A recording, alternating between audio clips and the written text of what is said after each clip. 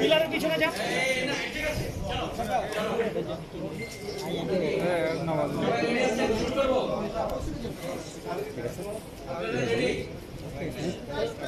যারা লাইভে আছেন একটু বলেন, লাইভ লাইব্রেরি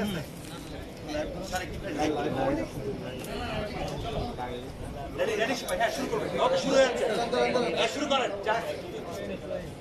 একজন একজন করে প্রশ্ন করব, ঠিক আছে? নবাদিত হয়ে গেল এবং আমাদেরকে সময় দিয়ে আমরা আপনাদের প্রশ্ন করার আগে বিশুদ্ধ ভাই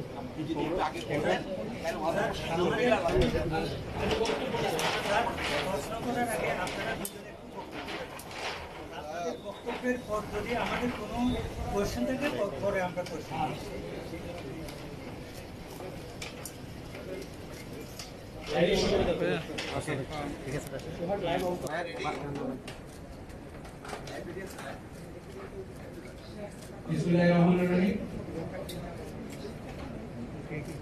উপস্থিত সাংবাদিক বন্ধুরা, আসসালামু আলাইকুম। আমি আমার এই আপনাদের সামনে সংক্ষিপ্ত বক্তব্য দেওয়ার পূর্বে আগস্ট মাস, শোকের মাস, আমি শ্রদ্ধাভাবে স্মরণ করছি আমাদের জাতির পিতা শহীদ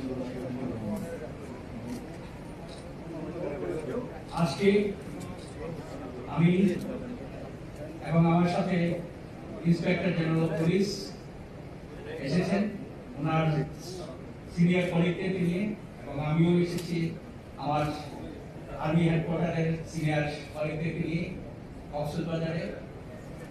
আসার উদ্দেশ্য একটি, সেটা হলো গত 31শে জুলাই রাতে কক্সবাজারে যে একটি ঘটনা ঘটেছে, সেখানে একজন অবসরপ্রাপ্ত মেজর মৃত্যুর ঘটনা ঘটেছে। এই ঘটনা উপলক্ষে আমাদের এখানে আসা, আমরা এখানে এসেছি আজকে। এসে এই এলাকার সেনাবাহিনীর যারা সিনিয়র অফিসার আছেন এবং পুলিশ বাহিনীর যারা সিনিয়র অফিসার আছেন, তাদের সাথে আমি সেনাপ্রধান হিসাবে এবং যারা জেনারেল সাহেব, ইন্সপেক্টর জেনারেল পুলিশ হিসাবে আমরা তাদের সাথে আমাদের বক্তব্য দিয়েছি, মত বিনিময় করেছি, তাদের বিভিন্ন প্রশ্নের আমরা উত্তর দিয়েছি। এবং এখানে যে জন্য আমাদের আসা, সেটার উদ্দেশ্য হলো যে বাংলাদেশে যে সেই স্বাধীনতা যুদ্ধের সময় থেকে বাংলাদেশ সেনাবাহিনী এবং বাংলাদেশ পুলিশ বাহিনী আমাদের জাতির পিতা বঙ্গবন্ধু শেখ মুজিবুর রহমানের আহ্বানে সাড়া দিয়ে সেই ৭১ এই স্বাধীনতা যুদ্ধে অংশগ্রহণ করেছি। এবং আজকে যে আমরা একটা স্বাধীন সার্বভৌম দেশের নাগরিক, সেটা অর্জনে এই দুই সংস্থা বাংলাদেশ সেনাবাহিনী এবং বাংলাদেশ পুলিশ আমরা তাদের কাঁধ মিলিয়ে যুদ্ধ করে স্বাধীনতা অর্জন করে এনেছি। বিগত প্রায় 50 বছর এই দেশের যে অগ্রগতি বা উন্নয়ন হয়েছে, এই দেশের internal law and order situation থেকে শুরু করে বাইরের যে কোনো নিরাপত্তার যে সমস্ত ঝুঁকিগুলো এসেছে, আমরা এই দেশে অন্যান্য সংস্থার ন্যায় অত্যন্ত গুরুত্বপূর্ণ সংস্থা সশস্ত্র বাহিনী এবং পুলিশ আমরা সবসময় যে কোনো প্রয়োজনে কাঁধে কাঁধ মিলিয়ে আমরা কাজ করেছি। সাম্প্রতিককালে যে করোনা যুদ্ধ মাননীয় প্রধানমন্ত্রী ঘোষণা করেছে, এই করোনা যুদ্ধেও পুলিশের সাথে বাংলাদেশ সেনাবাহিনী তাদের কাঁধ মিলিয়ে দায়িত্ব পালন করে যাচ্ছে। যে ঘটনাটা হয়েছে, এই ঘটনাটা নিয়ে অবশ্যই বাংলাদেশ সেনাবাহিনী আমরা মর্মাহত এবং পুলিশ বাহিনী সবাই মর্মাহত।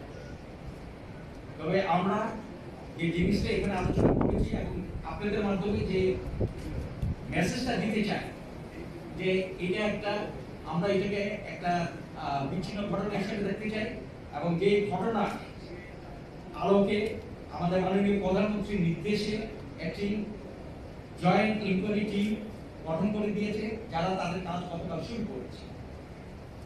আমরা সেই টিমের প্রতি মাননীয় প্রধানমন্ত্রীর আশ্বাস এবং সেই টিমের প্রতি আমাদের সম্পূর্ণ আস্থা আছে। সেনাবাহিনীর আস্থা আছে, পুলিশ বাহিনীর আস্থা আছে। আমরা আমাদের নিজ নিজ অবস্থান থেকে একটা জিনিস আমরা নিশ্চিত করতে চাই, যে যে ঘটনাটা ঘটেছে সেই ঘটনাটা সাথে যারা সম্পৃক্ত থাকবে সেটা দায় দায়িত্ব সেটা হলো যে কোনো প্রতিষ্ঠানের হতে পারে না সে, এবং সেটার জন্য এই ইনকোয়ারি যাদেরকে দোষী সাব্যস্ত করবে তারা তাদের সেই দোষের প্রায়শ্চিত্ত করবে। এখানে হলো কোনো প্রতিষ্ঠান কারণে সহযোগিতা করবে না, কারণ বিপক্ষ যাবে। আমরা আমাদের মধ্যে যে মিউচুয়াল ট্রাস্ট, কনফিডেন্স, কোঅপারেশন যে জিনিসগুলো হলো অনেক বছরে তৈরি হয়েছে পুলিশ এবং সেনাবাহিনীর মধ্যে, আমরা ব্যর্থের ভাষায় আবার বলেছি যে এটা অটুট থাকবে, এটাতে কোনো ধরনের চিট ধরে এমন কোনো কিছু সেনাবাহিনীর পক্ষ থেকে হবে না, এবং পুলিশ বাহিনী যে জিনিসটা ব্যর্থের ভাষায় বলেছে যে তাদের মধ্য থেকে হবে না। ঘটনা যে জিনিসটা যেহেতু সেটা হলো যে তদন্তাধীন আছে, আমরা সেটা নিয়ে অন্য কোনো কথা বলবো না। এতটুকু আবারও বলছি যে এই ঘটনা নিয়ে যাতে কোনো ধরনের কোনো এই সেনাবাহিনী এবং পুলিশের মধ্যে কোনো ধরনের একটা অনাকাঙ্ক্ষিত সম্পর্ক চিট ধরানো বা ভুল বোঝাবুঝি সৃষ্টি করার যাতে কোনো প্রয়াস কেউ না চলে সেই জন্য সবাইকে অনুরোধ করব। আমাদের সকলের চেষ্টা করা উচিত যে তদন্তটা যাতে নিরপেক্ষ এবং সুষ্ঠু হয়, সেই জন্য যে পরিবেশের প্রয়োজন সামগ্রিকভাবে সেই পরিবেশটা আপনারা সাংবাদিক আছেন, আপনারা সহযোগিতা করবেন, অবশ্যই আমরা সেনাবাহিনী সহযোগিতা করবো, পুলিশের সহযোগিতা করবো। কারণ মাননীয় প্রধানমন্ত্রী যে ভিকটিম হয়েছে মেডোসিনার মাকে গতকাল আপনারা সবাই জানেন, আপনাদের মাধ্যমে আমরাও জেনেছি যে কথা দিয়েছেন সুস্থ তদন্ত হবে এবং যারা দোষী তাদের বিচার হবে। তো সেটা যাতে ব্যাহত না হয় আমরা এমন কিছু করব। ধন্যবাদ।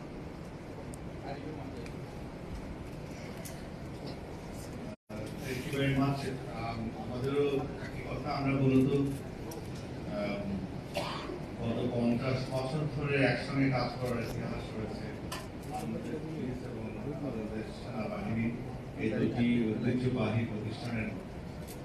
এই দুটি প্রতিষ্ঠানই অত্যন্ত গর্বের সঙ্গে সৃষ্টি হচ্ছে বঙ্গবন্ধুর আহ্বানে মহান মুক্তিযুদ্ধের মধ্যে অংশগ্রহণের মাধ্যমে। এবং গত 50 বছরে দেশের অনেক ক্রাইসিস মোমেন্টে এই দুটি বাহিনী কাঁধে কাঁধ মিলিয়ে দায়িত্ব পালন করেছে। গত 3 মাসেরও অধিক কাল ধরে আমরা যে অনগোয়িং করোনা যুদ্ধ যেটা রয়েছে, সেই করোনা যুদ্ধেও কিন্তু সেনাবাহিনী এবং পুলিশ বাহিনী, প্রশাসন এরা মাঠ পর্যায়ে কাঁধে কাঁধ মিলিয়ে দায়িত্ব পালন করেছে। এবং আপনারা জানেন যে এই মুহূর্তে দেশে বন্যা পরিস্থিতি রয়েছে, দেশের মধ্যাঞ্চল এবং দক্ষিণাঞ্চলে মারাত্মক বন্যা পরিস্থিতি আছে। তার সঙ্গে আমাদের করোনা ক্রাইসিস, এবং এই দুটি ক্রাইসিস কিন্তু আমরা সবাই মিলে মাঠ পর্যায়ে একত্রে মোকাবেলা করছি। আমাদের মধ্যে একটা পারস্পরিক শ্রদ্ধা, বিশ্বাস এবং আস্থার সম্পর্ক রয়েছে। যিনি সম্মানিত মাননীয় সভাপতি যেটা বললেন, যেটাকে আমরা আইসোলেটেড স্ট্রে ঘটনা হিসেবে দেখি, এবং অবশ্যই তার মানে এই নয় যে ডেফিনেটলি এটা যে ঘটনাটা ঘটেছে সেটাকে আমাদের পারস্পরিক সম্পর্কের ক্ষেত্রে কোনো ব্যত্যয় সৃষ্টি করবে বলে আমরা মনে করি না।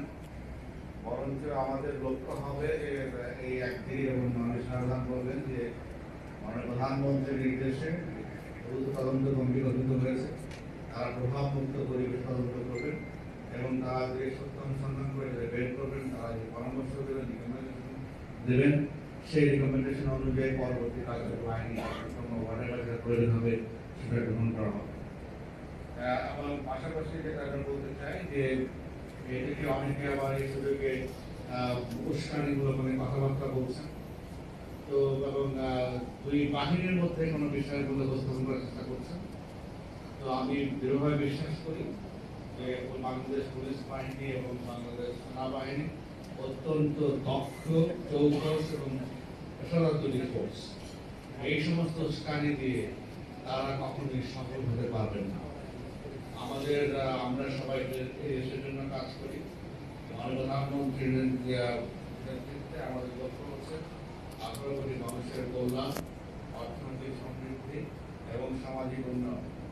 সে লক্ষ্যে আমরা সবাই যৌথভাবে বাংলাদেশ আর্মি, বাংলাদেশ পুলিশ কাজ করে যাবে, এবং আমরা দৃঢ়ভাবে বিশ্বাস করি যে আগামী দিনগুলোতে এই সম্পর্ক আরো সুসংহত হবে। এখানে এখানে যারা বিভিন্ন ধরনের উস্কানিমূলক কথাবার্তা বলে এখানে খোলা পানিতে মাছ ধরার চেষ্টা করছেন, তারা যেন সমর্থন হবেন না, সমর্থ হবেন না। পাশাপাশি যেটা আমরা বলতে চাই এটা হচ্ছে যে দেশের কল্যাণের জন্য, রাষ্ট্রের কল্যাণের জন্য, দেশের মানুষের অগ্রহায়ণের জন্য, অগ্রগতির জন্য দয়া করে যারা দেশপ্রেমিক, যারা দেশকে ভালোবাসেন, এই ধরনের উস্কানিমূলক কর্মকাণ্ডে লিপ্ত হবেন। বাংলাদেশ একটি আধুনিক গণতান্ত্রিক দেশ, গণতন্ত্রের মধ্যে বসবাস করি আমরা। আমাদের দেশে রুল অফ ল রয়েছে, আমাদের এখানে সবকিছু, আমাদের এখানে মিডিয়া সর্বোচ্চ ঘটনা ভোগ করে, জুডিশিয়ারি এক্সট্রিম লিবার্টিও ভোগ করে। আমরা বলবো যে একটা ইয়াং নেশন হিসেবে আমাদের অনেক অনেক আধুনিক রাষ্ট্রের গুণাবলী আমরা চর্চা করে থাকি অহংকারের সঙ্গে রয়েছে। তো এখানে যদি কেউ কোনো অপকর্ম বেআইনি কাজে লিপ্ত হয় তার যে প্রাপ্য সেটা অবশ্যই আইন দ্বারা নির্ধারিত এবং সেখানে কোনো ব্যত্যয় করবে না। এবং এই বিষয়ে যারা দায়িত্বপ্রাপ্ত রয়েছেন তারা সম্পূর্ণভাবে প্রভাব মুক্ত পরিবেশে দায়িত্ব পালন। আমরা অনুরোধ করব দয়া করে আমাদের এই বাহিনী বিরোধী, দেশের স্বার্থ বিরোধী অনুষ্ঠানিক আচরণ করবেন না এবং যাতে করে এই দুর্যোগময় মুহূর্তে, এই সংকটকালীন সময় রাদার আমরা দ্রুত এই সংকট কাটিয়ে উঠতে পারি, সেই জন্য সবাই আমাদেরকে সমর্থন করবেন, সবাই আমাদেরকে সাহায্য করবেন। দেশবাসীর কাছে এটাই আমাদের আবেদন।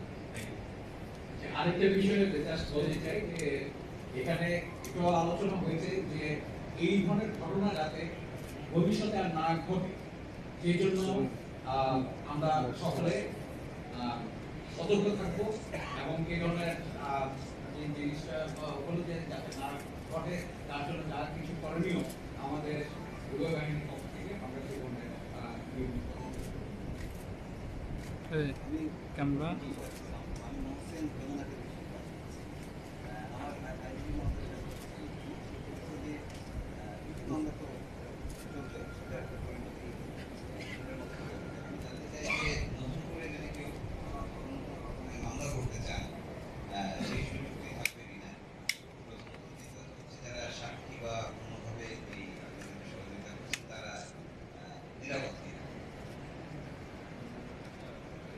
আমাদের দেশের প্রত্যেকের আইনি কর্তৃত্ব আইন প্রণয়ন আমাদের দেশে এবং আমাদের দেশের প্রতিটি মানুষ আইনি তার যে লিগাল রাইট আছে সেটি তার সমস্ত লিগাল রাইট সে ভোগ করার জন্য যে কোনো সময় আমাদের দেশে আইনসম্মত যে সকল লিগাল রাইট তার রয়েছে সেগুলো তো any time he or she can enjoy. আর যদি কোনো সাক্ষীর নিরাপত্তা তারপরে জানাটা তো ভালো হচ্ছে রান্না আমাদের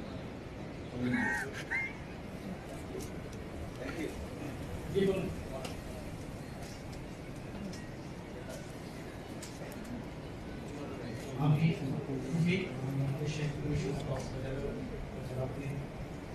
আমার তো প্রশ্ন হচ্ছে যে স্যার কিন্তু যে মাদকের যে একটা অভিযান চালানো হয়েছে তো এই অনাকাঙ্ক্ষিত ঘটনার কারণে এই অনাকাঙ্ক্ষিত একটা ঘটনার কারণে মাদক কারবারিদের যে অভিযান চালানো হয়েছে এটাতে কোনো স্যার প্রভাব পড়বে কি? এটা তো অবশ্য উত্তর দিতে পারে আমার মনে হয় না যে এখানে পুলিশ কাজ করে, র্যাব কাজ করে ইভেন এই মুহূর্তে অনেক জায়গাতে সেনাবাহিনী সম্পৃক্ত আছে, বিশেষ করে ওই সমস্ত এলাকাতে। তো সেখানে এই ধরনের ঘটনায় যে মাদক বিরোধী কোনো কর্মকাণ্ড এটাকে এফেক্ট করবে বলে আমি মনে করি এবং হওয়া উচিত না, হবে অনেক। এর সঙ্গে আসলে মাদক বিরোধী অভিযানের কোনো সম্পর্ক নেই, তবে এই উদ্ভূত পরিস্থিতিতে কোনো মাদক ব্যবসায় যোগদান দিতে পারে সেটাকে মিডিয়া সবাই মিলে হতে। এটা হলো একটা আবেদন হচ্ছে যে আমরা চাই না যে এই কক্সবাজারের স্মল এই ন্যারো উইন্ডোটা এই মাদকের জন্য ব্যবহৃত।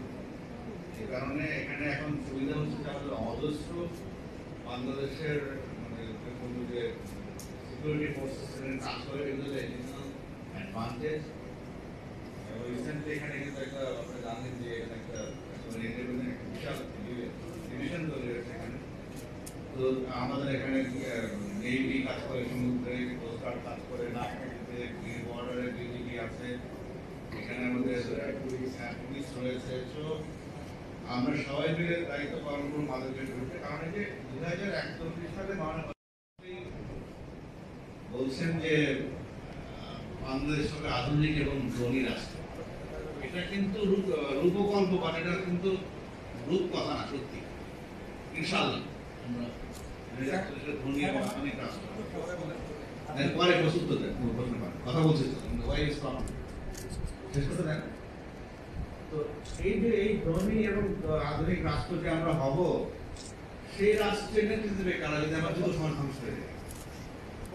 সেজন্য আমাদের যারা এই প্রজন্মে যারা আমরা আছি এখানে, তারা প্রত্যেকের একটা নৈতিক দায়িত্ব আমার নেক্সট জেনারেশনকে সুরক্ষা দেওয়া।